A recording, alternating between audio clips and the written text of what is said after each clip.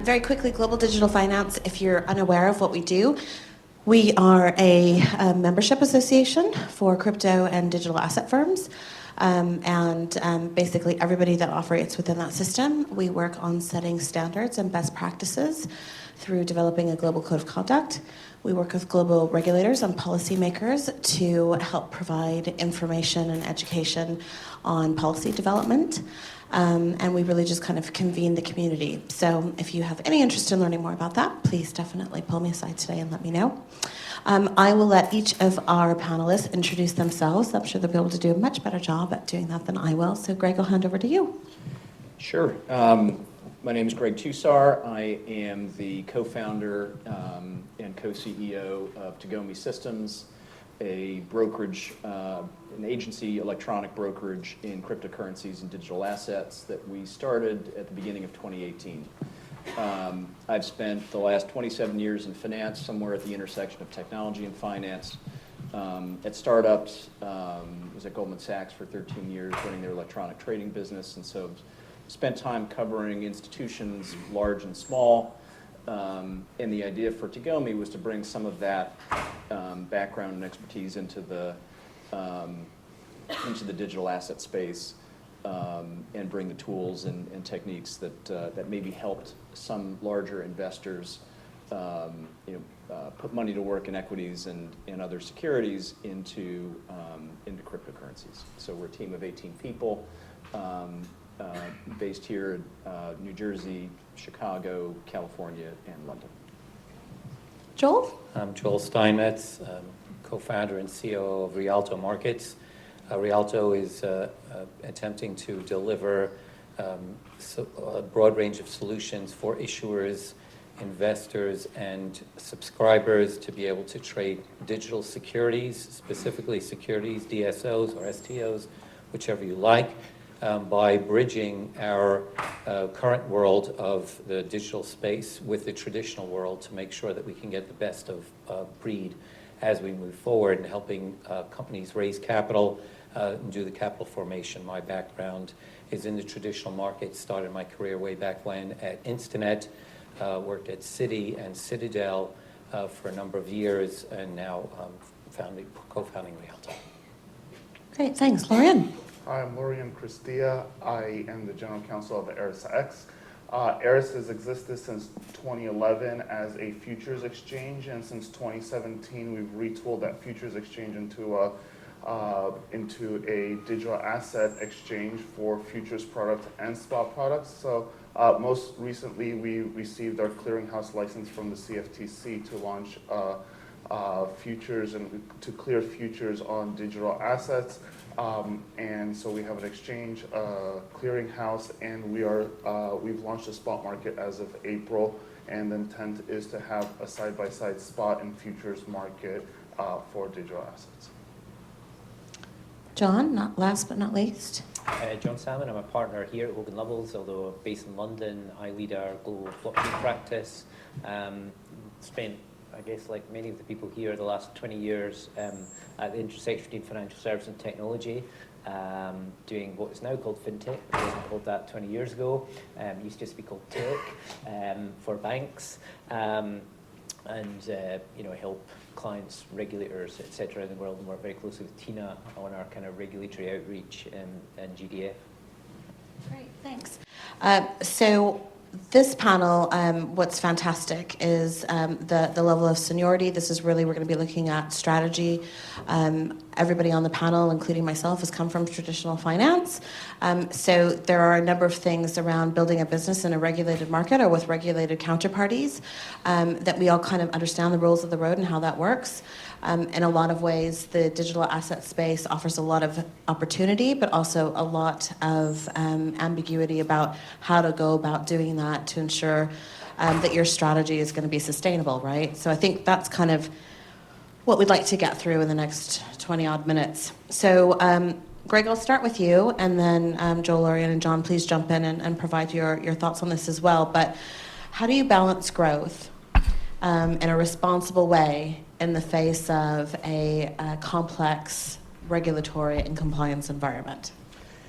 Yeah, that's That's a great question, and something we confront literally every day. When looking at opportunities and fielding client requests to do everything from access liquidity in markets that are more or less regulated, to can we trade this, yes, no, what's the rubric we use. And so, there are parts of the space that feel, a common thread between many things is Bank Secrecy Act and how we KYC and onboard clients and all of those things. And that's sort of a common layer across much of financial services, but just about everything else in the space feels gray. And therefore, you're having to make judgments every day about can we and then should we. And so, and then side by side with that, there's obviously, and particularly for those trying to address the needs of the institution, there's a heavy risk component to that as well.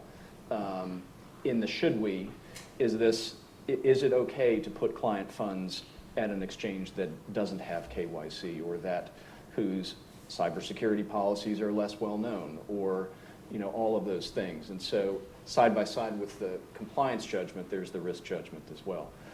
When we started Tagomi at the beginning of 2018, the landscape we saw was exchanges who were very vertically integrated between brokerage, exchange, sometimes liquidity provision, and a very dealer-oriented market structure where if you wanted to do more than retail size, you would go to a dealer, and oftentimes in chat and do other things like that, and software providers. But there really wasn't anybody that had organized themselves as a client's agent to navigate that. And so our general approach has been to embrace the idea of being regulated. So we've gone and looked at whether this is money transmission in 20 or so states so far.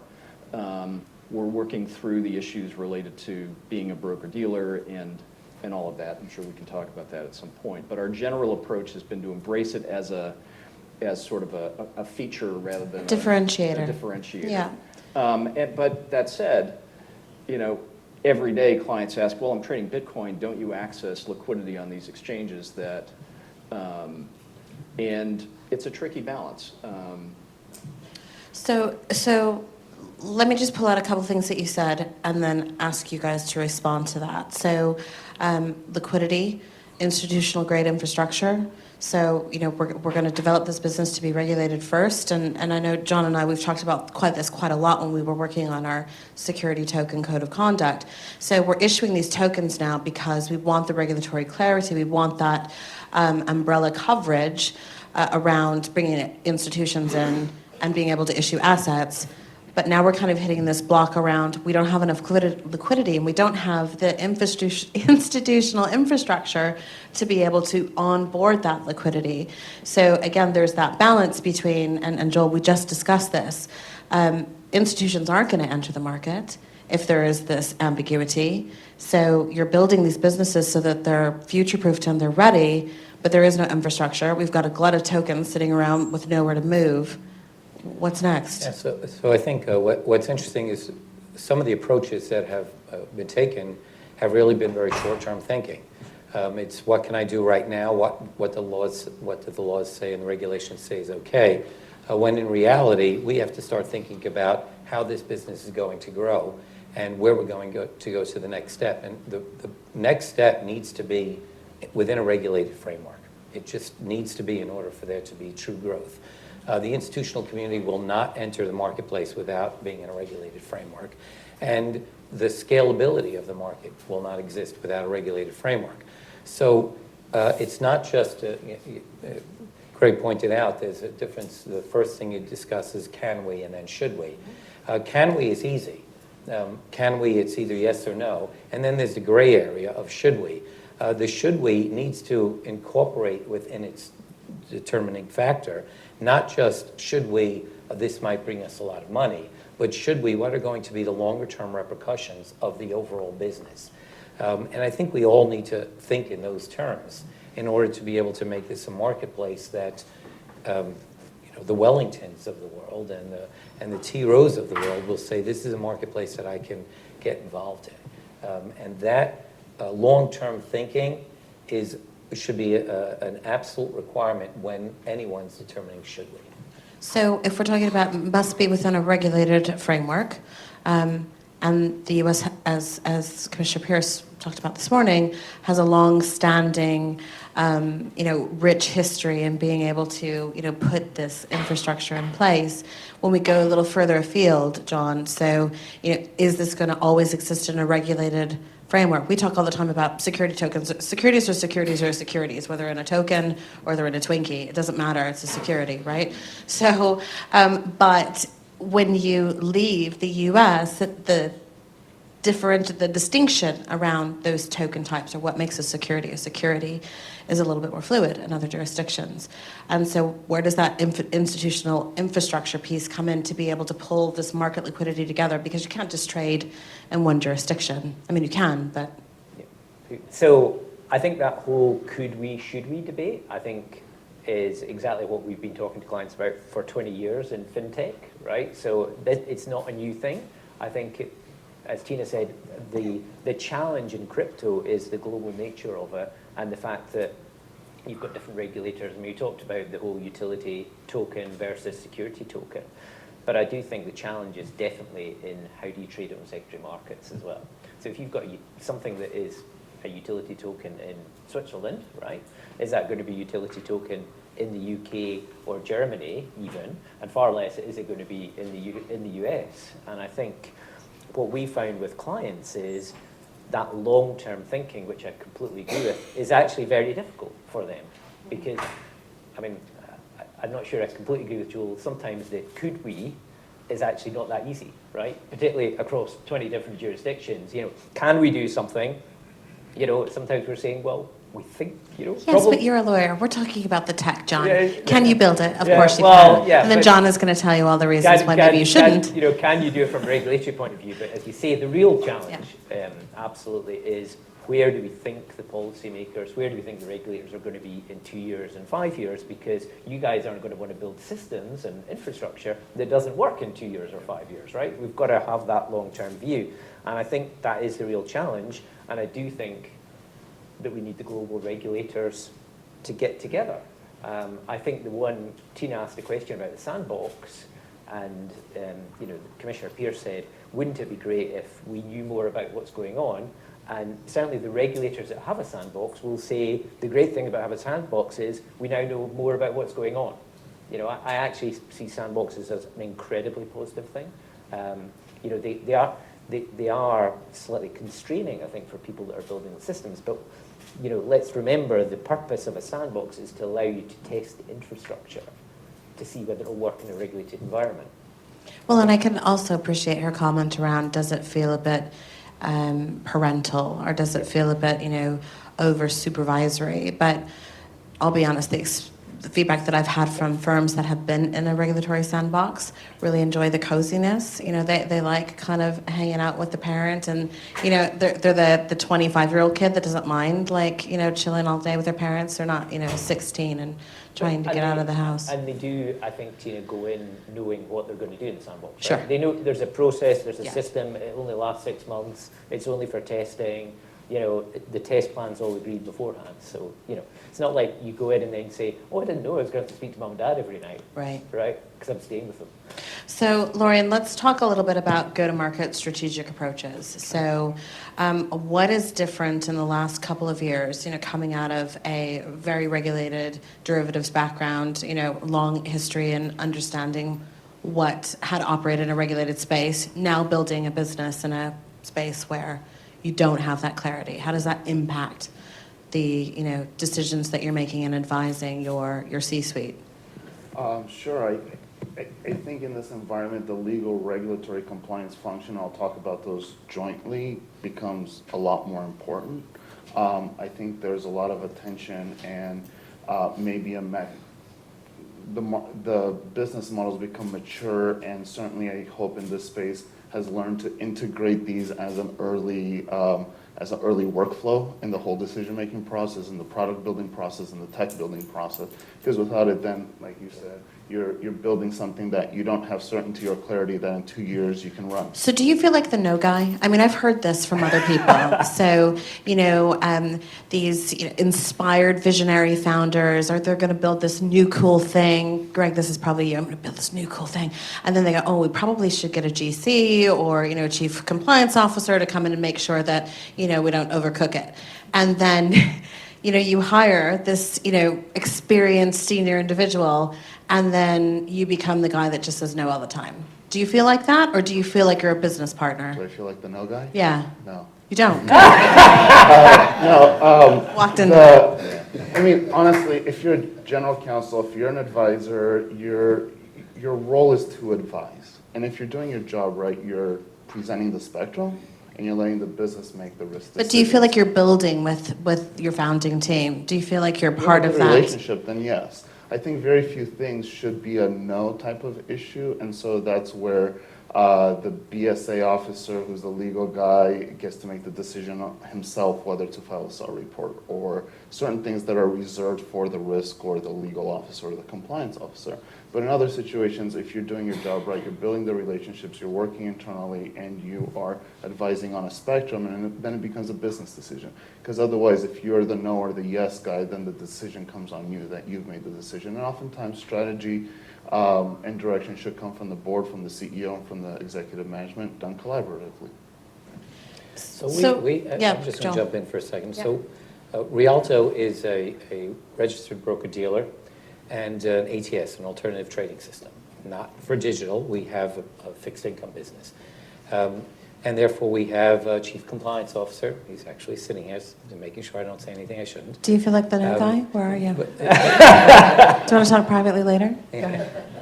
So there are a lot of those things that come about, and they work well with us because once you're in a framework that understands your regulatory space, you're a broker-dealer, for example, there are rules and regulations that just come up. That's why it's sometimes a lot easier to say, can we? Yeah. Because within that framework, you can do the can we.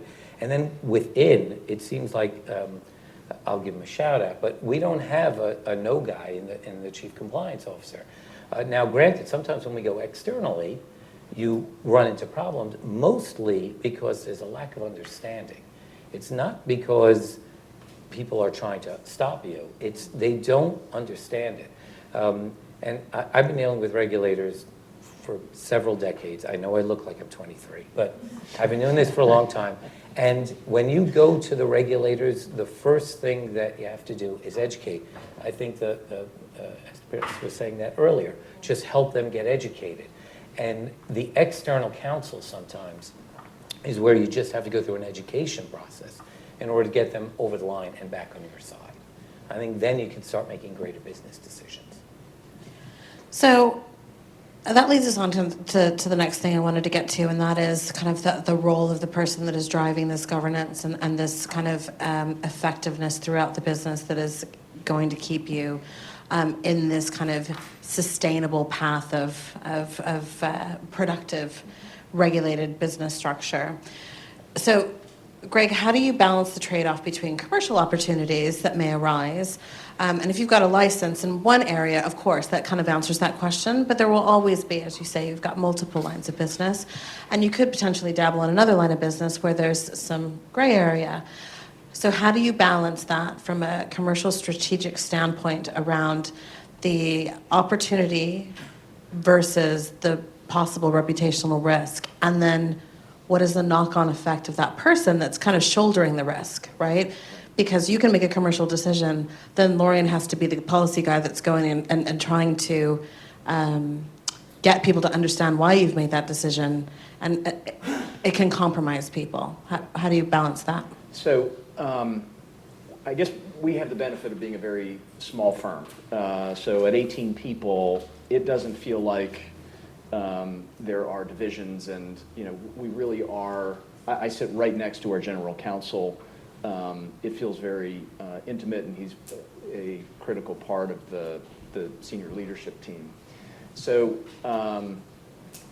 it doesn't have the feeling of I came up with this great idea and I threw it over to the general counsel, and no, we were there together all the way through the process from ideation to implementation. That goes back to be the business partner. It's They're involved definitely in a the business development. partner. In fact, I feel more comfortable with him sort of at the head of the peloton, carving out where we can and can't go, and sort of crafting a business strategy around that. So can we offer margin to these kinds of clients versus those kinds of clients? Well, there's a framework for that, and understanding that, you better understand that before you get into the business and build something that you can't actually do. And so I don't really think of it as it's part of the process from beginning to end. And if you're doing it any other way, and that's not unique to crypto, I think that's just the best way to build product. But again, we have the benefit of being 18 people, and so it's just easier to do in a smaller environment than it is in a company of 35,000 people. So maybe this panel isn't the best panel to ask this because everybody's kind of, already on the path of righteousness here. But, but there are firms that are kind of still struggling with that, taking the we're going to just go forward, build this, get big, push hard, make money, and then beg for forgiveness later. So, And can you and can we fault them? You know what I mean? Like, where is the line of driving innovation and pushing the boundary versus being maybe opportunistic and taking advantage of that regulatory arbitrage opportunity? yeah. I think part of it for us is, and what I find fascinating about crypto is all of the different demographics that are involved in the space itself. So it grew up and still very much is a retail-oriented space. And so globally, having a global retail constituency that all trade the same thing 24 hours a day is a unique feature of crypto that just doesn't exist in any other marketplace. And I find that fascinating. There's a little bit of confirmation bias here because we're specifically targeting institutions that we think are looking for this kind of framework. And so, but there are many, many, many retail users who could really care less about whether it's regulated or not. It's easy. I signed up. I got an account. It took me 2 minutes. I sent them my ETH or my DAI or my BTC or whatever, and I got 50-to-1 leverage. That's great. And there are a lot of people that actually cheer that on when and sort of look a little bit askance at all of the regulation that's coming to make that all harder, or that they're fighting against the tide of banking the unbanked and all the things that are part of the ethos of crypto. So it's not a homogeneous space with respect to how people look at these issues to begin with. But in our case, we're targeting a client demographic that we think is specifically looking for this. And it's a small group today, let's just say it out loud, that we hope will grow into a much larger group. So we were going to talk about this specifically, but I think it's interesting because Commissioner Pierce also brought it up this morning. So the leverage question, right? So I'll paraphrase. She said something along the lines of, we don't want to necessarily be protecting people from themselves. Like, there is this level of, you're a grown up, and so if you decide to walk into a casino and take 100 times leverage on a number of exchanges that offer that today, how is that any different than walking into, Win and, putting it all on black? And so I often wonder, in that scenario, it's the same. Let's say you have $1,000, right? And you go in and you put it on black and you lose it. You go in and you put 100 and you're auto-liquidated because the market moves the wrong way. Well, you're out of money. What that doesn't take into account is potentially that person that goes to the ATM machine and keeps withdrawing money, right? And then that's where do we kind of set the rule? What do we, put the cutoff? But people are adults, right? So, Joel, you and I were also talking about kind of how you... there is this almost, triangle of, there's that market integrity piece and the liquidity and the institutional entrance and the regulatory impact of all of those things is relational, right? So they're all kind of integrated together. And so how do things like 100 times leverage impact the whole reputation of an industry that's trying to grow? Well, that last line, I think, was the key to it. When someone walks into a casino and puts, $1 million down on 27, and they lose it all, who's hurt when they lost it all? That one person walks away and they're harmed, and the casino's happy, and someone's happy, someone's upset. When you do that in an industry that can actually undermine the fabric and the foundation of what that offering is, it has repercussions that go beyond not only the $1 million you've lost personally, but that go beyond you personally. And I think that's where, at least the platforms that are delivering the solutions, not necessarily the players, but the platforms that are delivering the solutions need to be responsible. And perhaps that's what the commissioner was saying as well. There's a fine line between not telling people that you're not allowed to put $1 million on 27, and allowing a system that will destroy potentially the financial markets, or this piece of the financial markets. So then we're getting into code, and we don't regulate code, Joel. So we're not, which is true, and they shouldn't regulate code, but they can put rules around how the operational systems actually work. And at that point, if we want crypto to be a legitimate part of the financial markets, then we have to consider the repercussions, not only to the individual, but to the financial markets. And that, I think, is... Lorian, you have some strong views on that reputational risk element. Tell us about what are the repercussions of the commercial opportunities when you decide to roll the dice and beg for forgiveness later? Sure. I mean, like 2 years ago, 3 years ago, if you were launching something and you didn't know that the futures and derivatives law or the CFTC regulations or the CEA applied to you, there's evidence out there that enforcement came out and said, oops, I guess we figured this out together, where you were proactive and you came and you reported, and we decided not to fine you, but you're going to do this and we're going to work together. And we're not there anymore. We are in a place where we've matured as an industry, and I say that on a spectrum. We've matured from where we were, and the regulators are getting involved, and there's no I feel personally, and I speak for myself on this panel, I feel that we are no longer in a place where you can say, oops, I didn't know that I was an introducing broker. Or I use the analogy that crypto was an infant, right? And so infants can get away with things. They can yell and scream and they can poop themselves, and everybody goes, oh, well, it's a baby, it's okay. But to me, digital assets and crypto really feel like we've hit the toddler stage, and we have expectations of toddlers. I mean, we don't expect that they're going to be able to sit through an entire day, of a summit. But can you sit still for a half an hour while we eat dinner? Yes, we expect them to be able to do that, right? So that the carte blanche that we used to have as an infant, I think you're right. The expectations on us are becoming increasingly more strict and stringent. And I might say something different if all of a sudden a regulator that nobody had on the horizon. So I'm saying outside of the MSB state regulators, outside of DFS, outside of CFTC, SEC, Fed, and those, if some random gaming regulator would come out and say, we now regulate this, I think we'd all be surprised, and maybe there might be an element of collaboration there to figure it out. But within the sphere of what we know now, I think we're well past that. Okay. Well, so let's take we've got about 5-10 minutes left. How do you see your business models evolving within this? I'm not going to say completely ambiguous. I think we're starting to get some answers, actually.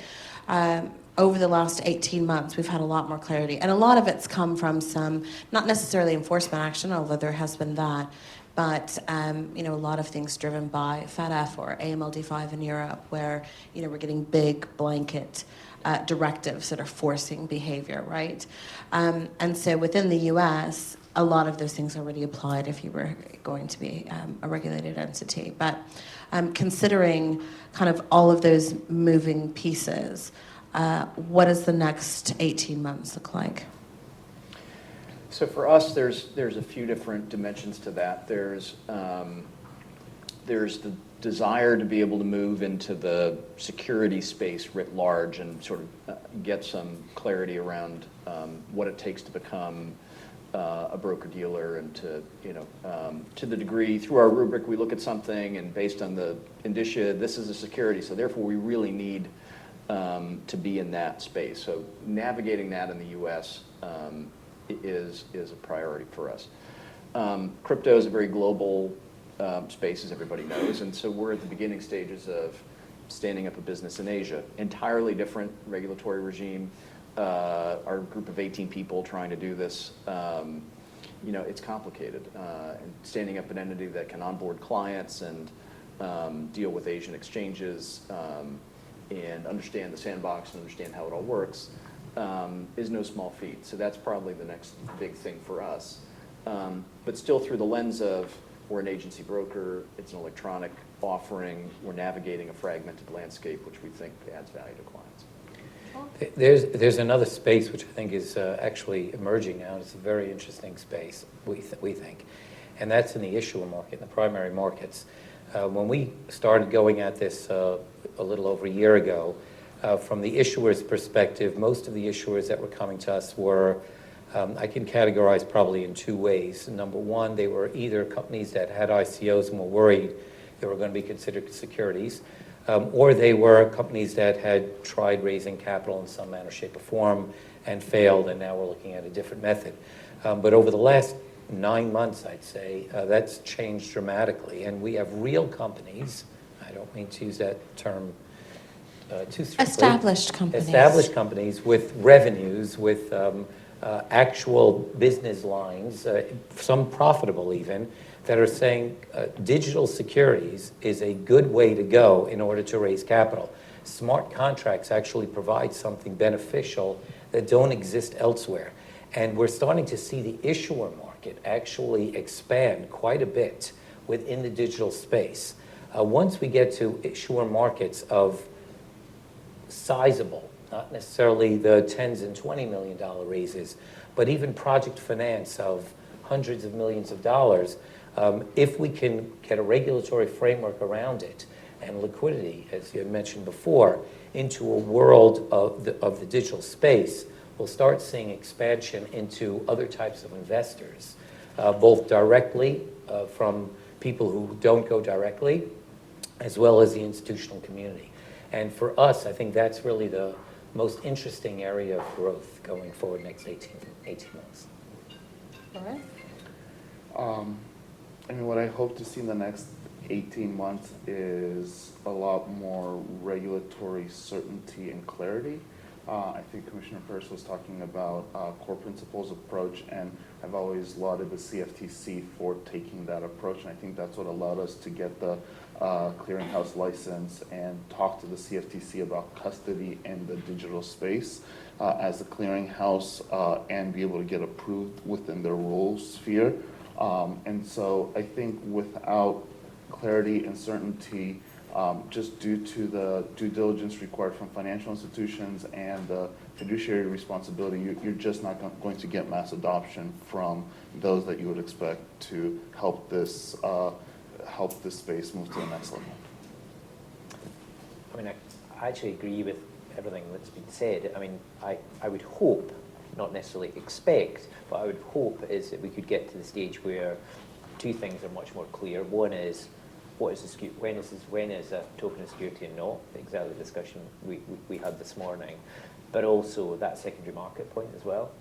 Actually, because trading security, I think that's a big challenge. Trading regulated tokens is, on a global basis, is really challenging. There are very few regulated exchanges, that can change it, and I think that's a really, really hard problem, particularly cross-border. But actually having some clarity around, okay, when is it token a security and when is it not, and hopefully some, as you see, clarity, but also some, coming together of the regulators. Or potentially some kind of passporting criteria, that if it was not clear in this jurisdiction, or the jurisdictional, descriptions of what a security is or isn't, don't necessarily have to match, but there's some kind of passporting wrapper that we can put around them so that you could trade them cross-border. I mean, lots of European countries are now moving to a kind of voluntary regime, for non-regulated tokens. But, even within Europe, there's even though the underlying regulation is exactly the same, there's quite a lot of divergence now. But the other thing, but I think the bigger point, and we've talked about liquidity quite a lot in this panel, is getting that, the trading on the secondary market. If we can get that, more clarity around that, then I think that would really help. Those are the two big things that I would really hope, but wouldn't necessarily expect. I think so. 2016, 17, 18, and now 19, I think, were supposed to have been the year for institutional crypto. Yeah. So my hope is that 2020 is the year of institutional crypto. Institutions are coming. Speaking of what one hopes for the next 18 months. Please, can you tell everybody how they can learn more about Tagomi and get in touch with you personally? Sure. It's easy, Greg@Tagomi, TAGOMI.com, or website by the same domain. And happy to give a demo, answer any questions at all. Don't hesitate. Joel? Joel@RialtoMarkets.com. I'm available anytime you want, except from Friday night sundown till Saturday night sundown. Florian? Arisx.com is our website. I can always be reached on LinkedIn or lorian.christia@arisx.com. John? So, well, I'm here, so you're literally here sometimes, and we've got a great global team that's represented here as well, or john.salmon@hoganlovells.com. Great. Okay. If you have any questions about GDF, it's gdf.io. And you can get me on Twitter at Tina Taylor or tina@gdf.io. Thanks very much.